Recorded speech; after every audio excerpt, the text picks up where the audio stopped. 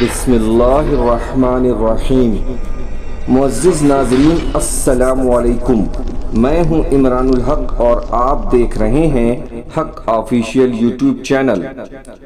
دوستو، آج میں آپ لوگوں کو تیسرے خلیفہ حضرت عثمان رضی اللہ تعالی عنہ کا ایک واقعہ بیان کرنے جا رہا ہوں۔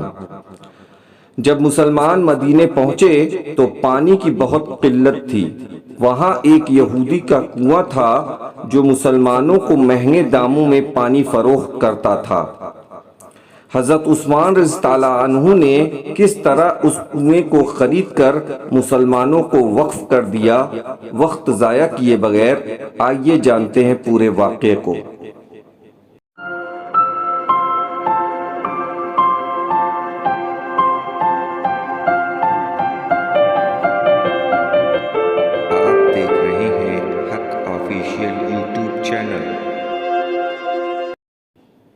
جب نبی کریم صلی اللہ علیہ وسلم مسلمانوں کے ساتھ ہجرت کر کے مدینہ پہنچے تو مدینے میں پانی کی بہت قلت تھی۔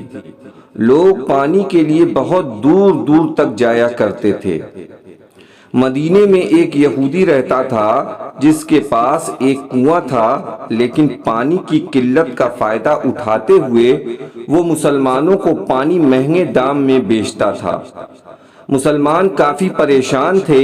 ایک دفعہ جب حضرت محمد مصطفیٰ صلی اللہ علیہ وسلم مسجد نبوی میں تشریف فرما تھے تو کچھ مسلمان آئے اور اللہ کے رسول صلی اللہ علیہ وسلم سے اس یہودی کی شکایت کی۔ آپ صلی اللہ علیہ وسلم نے اعلان فرمایا کہ جو کوئی مسلمانوں کے لیے اس کنویں کو خرید کر وقف کرے گا، اللہ اسے جنت میں ایک چشمہ عطا کریں گے۔ حضرت عثمان بن عفان رضی اللہ تعالی عنہ اس محفل سے اٹھے اور سیدھے اس یہودی کے گھر پہنچے اور کنواں خریدنے کی پیشکش کی۔ چونکہ کنواں اس یہودی کی آمدنی کا ذریعہ تھا، اس نے کنواں بیچنے سے انکار کر دیا۔ حضرت عثمان رضی اللہ تعالی عنہ نے اسے ایک تدبیر سجھائی۔ وہ بولے، کیوں نہ تم مجھے آدھا کنواں فروخت کر دو، جس کے بعد اس کنویں کا پانی ایک دن تمہارا ہوگا اور دوسرے دن میرا۔ یہودی یہ بات سن کر لالچ میں آ گیا۔ چونکہ اسے قیمت بھی اچھی مل رہی تھی، اس لیے وہ مان گیا۔ سوچا کہ جب عثمان رضی اللہ تعالی عنہ کا کنویں سے پانی نکالنے کا دن آئے گا تو وہ بھی پانی فروخت کریں گے، کیونکہ وہ بھی ایک اچھے تاجر ہیں۔ پھر جس دن میرا وقت ہوگا میں پانی کم قیمت پر فروخت کروں گا، جس سے مجھے منافع ہوگا۔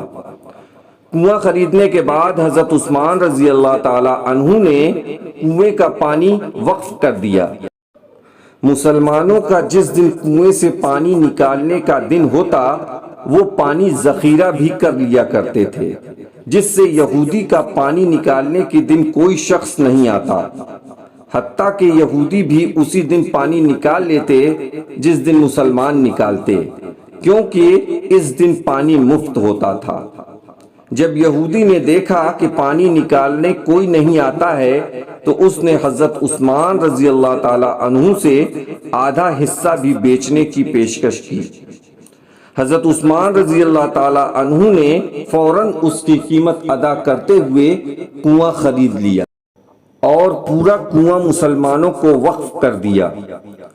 اس کے بعد ایک تاجر حضرت عثمان رضی اللہ تعالی عنہ کے خدمت میں حاضر ہوا اور کنواں دوگنا قیمت پر خریدنے کی پیشکش کی، کہ جس پر حضرت عثمان رضی اللہ تعالی عنہ نے فرمایا، مجھے اس سے زیادہ کی پیشکش ہے۔ اس نے کہا 3 گنا۔ آپ نے فرمایا مجھے اس سے زیادہ کی پیشکش ہے۔ اس نے پھر کہا 4 گنا۔